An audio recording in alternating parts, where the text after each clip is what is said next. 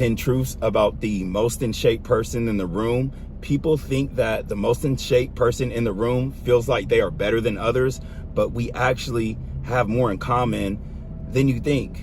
Number one, the years I had my best physique were also the loneliest years of my life.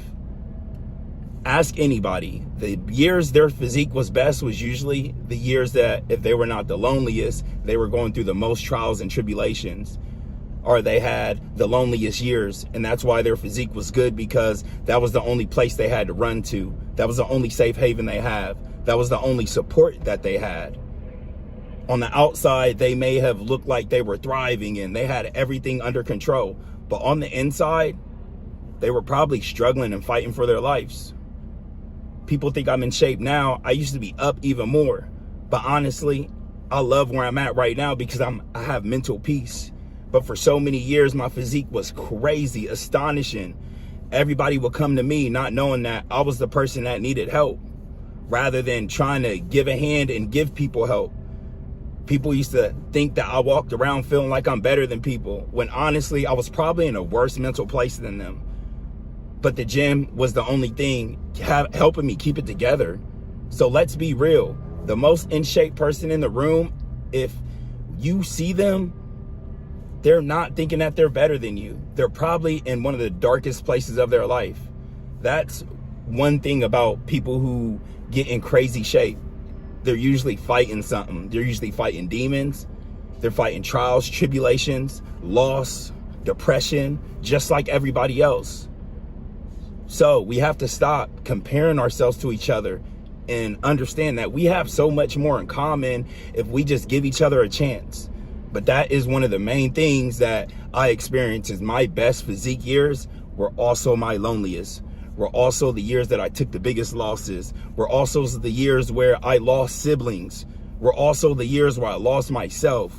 And on the outside, everybody thought I was cool. But on the inside, I was almost ready to take my life. And it's sad for me to say that, but that comes from me just being a genuine person. So when I see somebody that's super in shape, or you see them, go speak to them. Y'all probably going through the same stuff. People have different ways of dealing with depression. Some people overtrain, some people overeat. But we have to really come together, especially as brothers, and understand we need each other. We're all going through the same things, and we can all learn from each other. But we have to stop learning to compete with each other or compare each other, and learn to trust each other first. But those best physique years are always their loneliest. Second truth about the most in shape person in the room. 90% of the time, they've used the gym to avoid more hard conversations than they can count. The gym wasn't just a healthy place. It wasn't a therapy room. The gym became a chamber, a torture chamber, where we came in and punished our bodies. We had the conversation that we needed to have. That breakup, that conversation with that estranged family member, that conversation with your boss, the conversations that we needed to have to move our life forward, to unlock us from consistently feeling this pain. We chose the gym. So many times I've pulled up into the gym. There's so many times in mid-workout where I've had to hold myself back from shedding tears because I'm in pain. Majority of the time, when you're in the gym that much, it's because you're avoiding hard conversations. So that person that's the most in shape in the room runs to the gym to avoid the hard conversations. Some people run to drugs to avoid hard conversations. Some people run to food to avoid hard conversations. My point is, just because they're the most in shape person in the room doesn't mean that they think they're better than you. We actually all have way more in common than you think. Our outlet, or our vice, became the gym. Society just won't be real that the gym can become a vice. That's how you overtrain. That's how you have rhabdo. You can still be depressed and in shape. I lived that life for years. Like I said in my last video, my best physical years overlapped with my loneliest. My best physical years were also the years I was ready to take my life. My best physical years were also the years I was in that 5x7 room not wondering if I was going to make it through tomorrow. My best physical years was the years that I didn't want to wake up tomorrow. So please understand, that person that's very in shape, they don't have nothing against you. They don't think they're better than you. The more in shape they are, now I think the more that they're going through, the lonelier they are, because the armor on the outside makes everybody think that they have it on the inside. I've been physically strong and mentally weak. Third truth about the most in shape person in the room: the more physically strong and jacked I got, the more dangerous it made me mentally and emotionally. My best physique and PR years were my years I was probably at my worst mental and emotional battles. The best years that I had were the years where I was going through things that most people would never think compared to how I looked on the outside. The armor on the outside really was just it was like a veil. It was like a way for me to lie to myself. Everybody would come up to me and think that I had it all together. Oh, this guy, he's disciplined. He's this, he's that. When in all actuality, I just got to get to the gym, bro, so I don't take my life tomorrow. I just got to get to the gym, bro, so I can stop thinking about me missing my kids. I just got to get to the gym, bro, so I can stop worrying about me being in this 5 and 7 room. I just got to get to the gym so I can make sure I can make it to tomorrow. That's what people don't understand. Yes, my physique was crazy, but at the same time, I was going through so much stuff mentally and emotionally that the more in shape and the more stronger I looked on the outside, I did myself a disservice, because nobody could really tell that I really needed help on the inside. So that person that's the most in shape in the room, y'all have a lot more common with that person than you think. But the more stronger, the more physically strong or physically ripped, jack, whatever society wants to call it, the more mental trauma, emotional damage, and the more I was fighting for my life. And it's sad to say, people think just because you're in shape that you have it all together. My worst years were my best years physically. I wasn't chasing PRs just to chase the PRs. I was chasing PRs so I wouldn't have to keep taking my life. And that's just real spill. Everybody goes through stuff. A part of getting through it is being able to own it. And once you own it, help other people through theirs. But that person that's super in shape in the room, they have so much more in common with you than you think. And just because they're super in shape, don't go up and not approach them. Maybe approach them and mention nothing about their physique. The fourth confession of the most fit person in the room is the only reason they're that fit is because that's the only thread that their life is hanging on to. That's all they have left. That thread is usually a routine that includes the gym. Some days, majority of the days, that's the only box that they check. So that is the fourth confession of the most fit person in the room that they will never admit. The only reason that they're that in shape is because that's the only thread that their life is hanging on to. They have nothing else. They miss all the other check boxes majority of the week. They have the bad days at work. They do a poor parenting job, but they still try to show up. The person who looks like they have it all is still struggling. Composure is not the absence of struggle. It's just the ability to hide it better. It's just the ability to compartmentalize it better. It's just proof that you have a lot of reps in the game of operating under pressure and having to have a poker face, which is dangerous. But that person that's the most shape in the room, majority of the time, the only reason they're that in shape is because it's that routine that is still keeping them alive. It's way deeper than most people think. Fifth confession about the most in shape person in the room is the compliments that they get about their physique. 90% of the time, they land like static. They hear them, but they don't feel them. Nobody claps for somebody who didn't fall apart at 2 a.m. for years at a time, but they clap for the arms. Everybody claps about the armor on the outside, not even giving us a chance to evaluate the person on the inside. The person in the mirror got better. The muscles got bigger. That's the visible work. But the person behind the person with muscles internally. They didn't. So the compliments that person's getting, that we think, oh, they get all these compliments, they have to feel good about themselves. 90% of the time, as me being one of those people, we don't feel that stuff. Hey, you look great is way different than, hey, how you doing? I feel like you're growing in this area of your life. Those are three different tiers of questions. Everybody admires the work that's done visibly on the outside, the muscles that get bigger.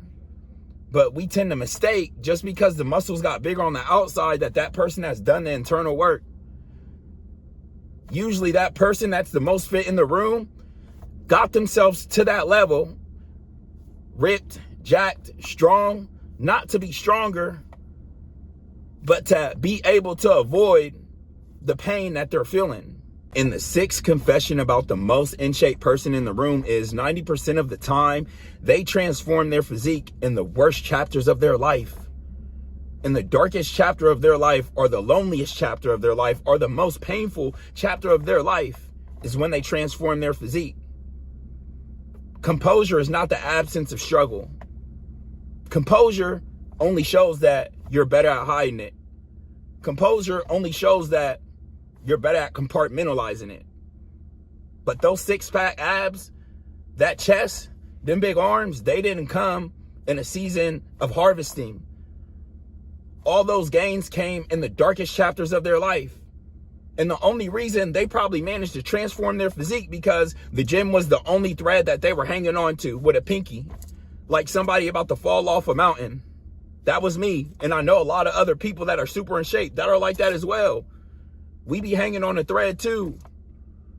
So I want y'all to stop feeling like we never want people to feel like we think we're better than others. Because in all actuality, the year I got my physique was the year I lost my kids, was the year I was sleeping in my car, was the year I lost all my friends, or my so-called friends. It was the year I went flat broke. It was the year I lost myself. It was the year, first 2 years in that 5x7 room. And that's just real, y'all. So the sixth confession of the most in shape person in the room is they transform their physique in the worst years of their life. I've never met somebody who had a drastic transformation in a season of harvesting. There's always a story behind the physique. And by the time we get the physique, we don't even care about the physique. I like it, yeah. But honestly, I had no choice but to get like this because I would not be here. The gym was the only thread that I was hanging on to. Nothing else could keep me alive. I knew I had to get up and go to the gym and show up. Get up, show up again, and don't look down.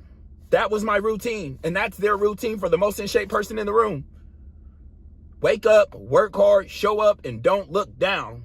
Because if we look down, we know what's happening next. But that is so true. Like, ask somebody that you know that's super in shape. When they transform, what were they going through? There's always a story. Just like there's a story behind people who get like really bad on drugs, or people who go bankrupt, or people who have these drastic positive or negative transformations in their life. There's always a story behind it. There's not one person with a crazy physique that didn't go through a traumatic experience. And I'm not saying that it's healthy, but everybody copes with death, loss, heartbreak in different ways. And confession of the most in shape person in the room is they've spent time and time again in the mirror admiring their physiques, but at the same time felt like crap, felt so discouraged and disappointed in themselves because they did the work on the outside, but looking at themselves in the mirror, they still got the same insecurities. They still got the same triggers that's killing them. They still got everything on the inside as they did when they first started their fitness journey. That's one of the biggest confessions about being the most in shape person in the room. By the time we get the bigger muscles, the broader shoulders, or the crazy physique that we want, we've got so used to focusing on the outside, the macros, rather than the mental, the inside.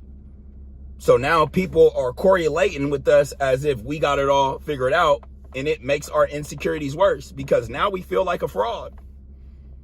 Now people are feeling like we got everything figured out.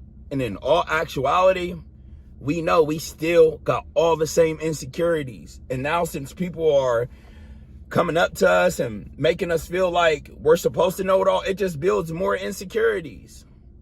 Just because somebody has a good physique doesn't mean that they did the inner work. Yes, they're disciplined, but a lot of the time, discipline can just be a form of survival. For me, discipline was survival for the first couple of years. I've said many times before, my worst years was being the best in shape and mentally wrecked. I've never felt like that, ever. It's crazy to have so many people compliment you throughout the day, and like they never land. You get a compliment and it makes you more insecure. Like, that's weird. But that's what a lot of in shape people face, because we're all about the aesthetics rather than what's that inner look like. Your inner is so important. But nowadays with social media, Instagram, all this, we'll focus on the outside work just to get us started. But we get so wrapped up in it, we never pivot back like, oh, let me start working on the inside. Eighth truth about the most in shape person in the room: they resent their most best progress pics in their journey because of how much traumatic stuff was going on at that point in time in their lives. We see these traumatic weight losses or weight gains, or now he's jacked a year and a half later, when themselves looking at it are just reminded of pain, trauma, depression, anxiety, losing their kids, going through heartbreaks, going through divorces. When people see my transformation pictures, they're like, oh man, and I appreciate that.